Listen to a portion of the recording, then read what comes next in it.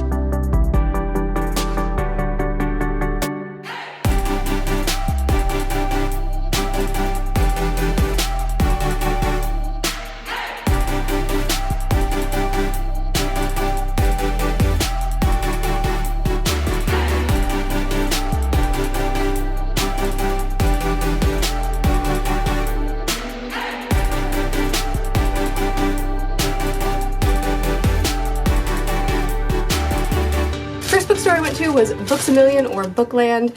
They were Bookland and then Books A Million bought them, I think is why the sign doesn't say the same thing as their bag. And like the good vlogger that I am, I didn't actually take any footage of the horror wall that they have up right now. And those are the only books that I actually bought, so 0 out of 10 so far. But I got the Ghost Tree. I recently was chatting in my Discord and I said that I'm gonna go book shopping, so I asked what I should get, and one of my patrons, Dan, how's it going, said to get the Ghost Tree. I know nothing about it. Let's learn something together. Oh, cool. Christina Henry's riff on classic small-town horror is full of dread and dark magic, with themes that resonate heavily with in 21st century America. Henry's storytelling is her own sort of witchcraft.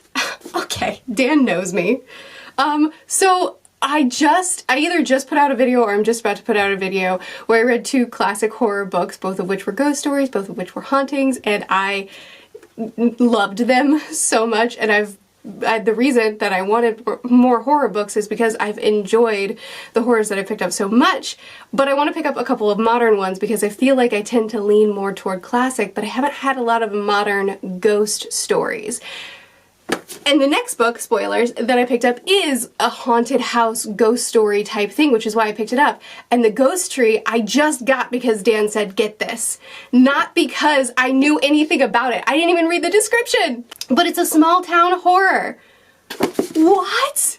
I said in the video, in my last review of those 2 horror books, that the spooky, creepy, small town vibe is one of my favorite things from horror books. Oh, I'm so happy. And it says the Ghost Tree, so I like to think that that also means that there's some sort of haunting going on, which is my favorite type of horror. This is just like the most delightful coincidence that could have happened.